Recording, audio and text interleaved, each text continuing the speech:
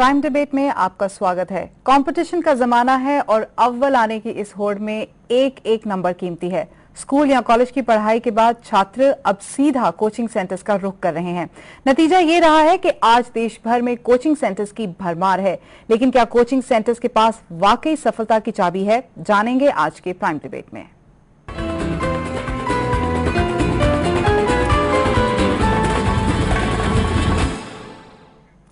किसी जमाने में कोचिंग से बहुत कम लोग वाकिफ थे। कोचिंग सिर्फ उनके लिए थी जो पढ़ाई में कमजोर हुआ करते थे। आज ये छात्रों की जिंदगी का अटूट हिस्सा बन चुकी है।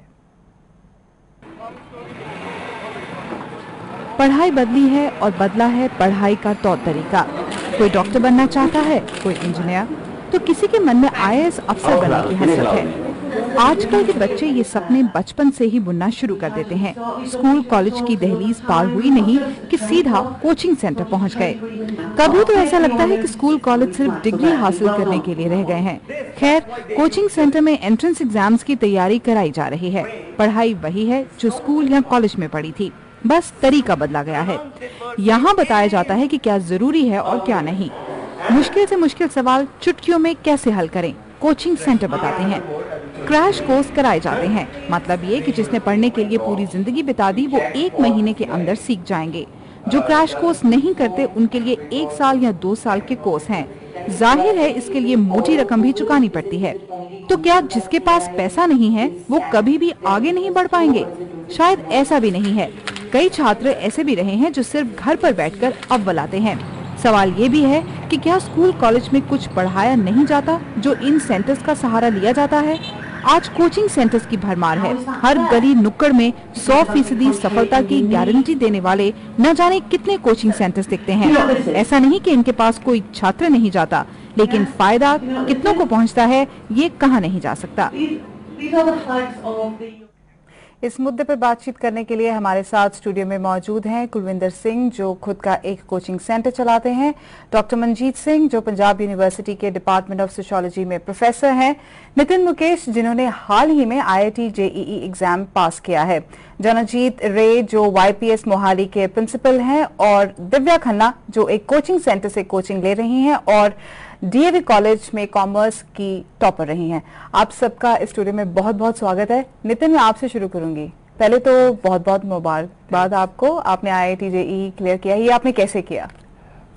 Actually, so it was all because of hard work of our parents and teachers. Moreover, we had to have proper guidance for this. If you don't have guidance for this, you can't have a good rank. All right. This was the case of mine because the first +1 I couldn't get coaching because I was of the idea that we don't need coaching at all. आपको अपने intelligence पे इतना भरोसा था कि आप इसको बिना कोचिंग के क्रैक कर सकते हैं। Okay. But the result was that I couldn't score in school, nothing as well as for competitions. So due to the recommendations of my friends and other relatives, so in +2 I joined coachings. And I had to do more hard work than other students. आपने coachings कहा कि आपने काफी सारे coaching centre join किए थे या? Okay. For 2 subjects, physics and maths. Okay, दोनों के लिए अलग अलग कोचिंग सेंटर ज्वाइन किया था आपने।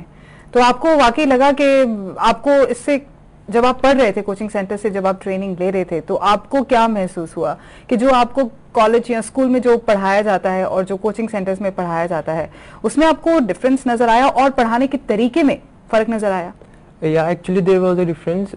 In schools we have small, small syllabus, and for competitions the syllabus is a bit larger, and the way you get taught is also different. तो ये माना जाए कि एक काफी ज्यादा सिलेबस होता है किसी भी कंपटीशन को क्लियर करने के लिए, जिसको कि एक टाइट फ्रेम में बांध दिया जाता है और उसको आपको क्लियर करना होता है कम समय में। मतलब जो कोचिंग सेंटर्स होते हैं वो आपको एक प्रॉपर पेस में रखते हैं जो आपको कोचिंग कॉम्पिटिशन को क्लियर करने के लिए चाहिए होती है। ओके। अदरवाइज आप प्रॉपर शेड्यूल नहीं बना सकते स्कूल में, बिकॉज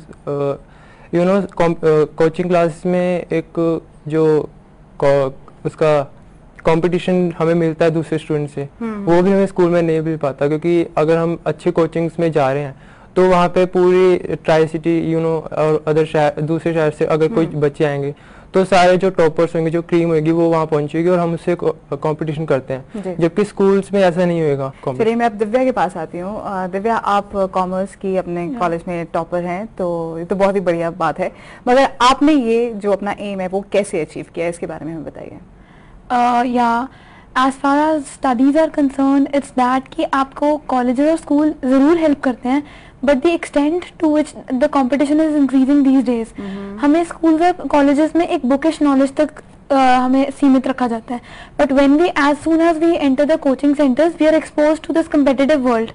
हम इतना ज़्यादा टफ कॉम्पिटिशन फेस करते हैं that we realise where we stand, and उसके साथ साथ एक रेगुलरिटी मेंटेन होकर रहती है। स्कूल्स में ये होता है कि we are not tested, coaching centres पे टेस्ट रेगुलर कंडक्ट होते हैं, आपकी वीकनेसेस पॉइंट आउट की जाती हैं ताकि आप एक इमैक्युलेट परफॉर्मेंस दे सको।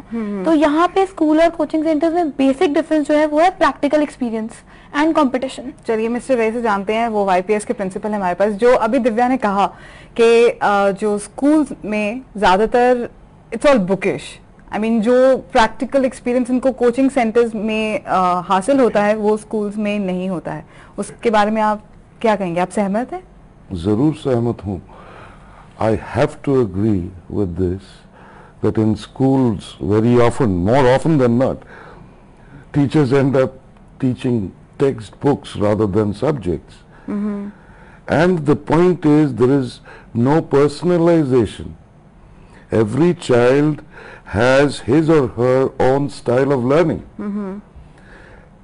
The whole system of schooling is so one size fits all types, that individualization or that personalization which makes something come alive. मतलब अगर किसी वीक स्टूडेंट को एक्स्ट्रा अटेंशन की जरूरत है तो वो स्कूल्स में नहीं मिलती है। Well, some schools do that. Some schools also have special programs for the very good students, but mainly it's focused on the really non-existent mediocre student. That's why it becomes a one size fits all.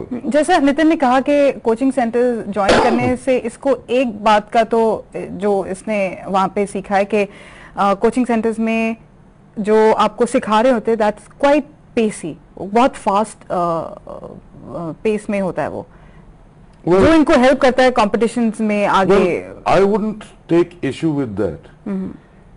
It is for the teacher definitely or the tutor to understand the pace at which his or her student needs to learn. But आपको ऐसा लगता है कि अगर education आप इतनी पेसी आप किसी को कराना चाहेंगे तो उसका जो बेसिक्स होते हैं वो कहीं ना कहीं मिस हो जाते हैं? नहीं, I'm not really with that, because every group of students that you deal with, you need to understand at what pace they are comfortable to learn, and you need to pace yourself accordingly. Right. So then you have the best learning happening. Here we get too involved in teaching. You can't teach anyone anything. Absolutely. Your focus needs to be to inspire somebody to want to learn. Mister Singh, आपसे पूछना चाहूंगी, आप एक coaching centre run कर रहे हैं, दो यहाँ पे कैसे स्टूडेंट्स हैं जिन्होंने कोचिंग सेंटर से ट्रेनिंग लेके अपना अपना मुकाम अभी तक एजुकेशन के मामले में हासिल किया है और आगे भी ये उसी चीज पे फोकस रहेंगे। और हमारे साथ स्कूल के प्रिंसिपल हैं जिन्होंने अपनी कहें कि जो भी उनके मन में जो दुविधा है स्कूल की एजुकेशन को लेकर वो उन्होंने हमारे सामने टेबल पर रखी है। आप ये तो ऑब्वियसली नहीं कहेंगे कि यू नो कोचिंग सेंटर्स तो because that is part of your business, but still अगर देखा जाए आपके जमाने में जब आप एजुकेशन ले रहे थे तब आपने किस चीज को ज्यादा प्रेफर किया था? वाज इट कोचिंग और आपने अपने स्कूल के ही या कॉलेज के प्रोफेसर्स के ऊपर ज्यादा डिपेंड किया था?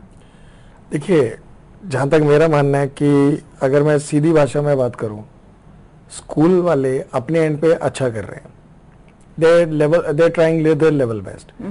हमारे एंड पे जो कोचिंग सेंटर्स वाले हैं वो भी अपने एंड पे सारा अच्छा ही कर रहे हैं। फर्क सिर्फ इतना आता है स्टूडेंट के अपनी सेंटिमेंट्स के ऊपर डिपेंड करता है कि वो किस तरह से वो पढ़ना चाहता है। आज की डेट में जो है वो सिर्फ है कंपटीशन आती है परसेंटेज से। और स्कूल के अंदर अगर वो बट कंपटीशन के लिए स्कूल्स क्यों नहीं स्टूडेंट्स को तैयार कर पा रहे हैं? क्या उनके जो पैटर्न है उसमें कहीं पे प्रॉब्लम है? पैटर्न की बात नहीं है, मेरे हिसाब से कई स्कूल ऐसे हैं जो बहुत बेस्ट परफॉर्मेंसेस दे रहे हैं स्टूडेंट्स की, लगातार दे रहे हैं. I agree, it's basically what I feel, it's only depend upon a teacher, to be honest. मैं इस बात में कभी नहीं कहूंगा कि स्कूल में इसका रोल ज्यादा है या कोचिंग सेंटर्स का रोल ज्यादा है. It's always depend on. तो आप ये कह रहे हैं कि जो कॉन्फिडेंस एक स्कूल में बिल्ड होना चाहिए वो स्कूल में नहीं बन रहा है, वो कोचिंग सेंटर्स में आके एग्जैक्टली ऐसा नहीं है, बट मेजोरिटी के साथ ऐसा हो रहा है. Okay. जब स्टूडेंट हमारे पास आता है वो फियरलेस होता है, वो आके दिल की बात आपसे करता है, वो आके बताता है सर हमें प्रॉब्लम है, वो खुल के बात पूछता है.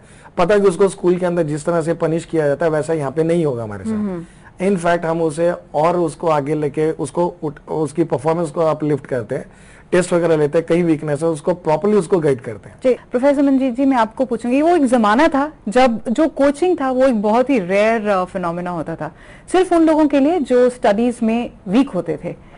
तो आज जमाना बदल गया है, तो उसके बारे में आप क्या कहेंगे? It's a big business. ये ट्राई सिटी में मैं आज ही कैलकुलेट करके आया हूँ, इन्हीं अकेडमीज से ही पूछ के, नियरली 1000 करोड़ का बिजनेस है एनुअल एकेडमीज में. और तकरीबन 1000 ही एकेडमीज होगी. चंडीगढ़ में ही 550 से ऊपर एकेडमीज हैं. So on an average crore business. हाँ, तो ये तो बहुत बड़ा बिजनेस है. चंडीगढ़ की अपना यूटी का बिजनेस 600-700 करोड़ है.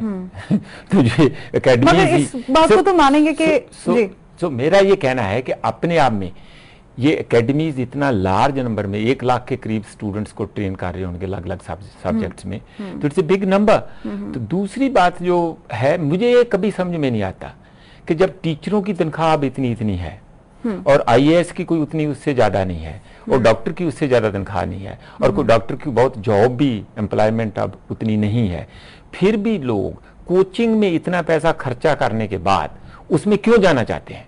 कि is there any extra interest other than their regular jobs? So I never understand this. But आपको वाकई लगता है जो कोचिंग है वो एक अच्छे मार्क्स स्टूडेंट्स को ऑब्टेन करने में मदद करती है, एक्स्ट्रा जो कोचिंग होती है? जो एकेडमी और स्कूल का बड़ा अलग अलग मैंडेट है.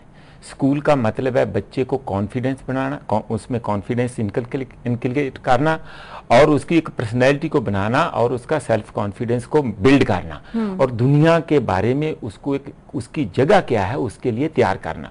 लेकिन एकेडमी का काम है एक बच्चे को लगातार एक इंस्ट्रूमेंट की तरह रोबोआइट करना, उसके माइंड को एक रोबो की तरह बनाना और वो उसी विंडो से अपने आप को सारी दुनिया को देख पाएंगे और दुनिया को कन्फ्रंट करने के लिए. विजन बहुत नैरो हो जाती है आपके हिसाब से? नेचुरली, क्योंकि टारगेट इज वेरी लाइक जैसे कहते हैं उनका तो मच्छी की आंख पर ध्यान रहेगा. वो सारी दुनिया को अगर देखेंगे तो फिर वो एकेडमी के एग्जाम को क्रैक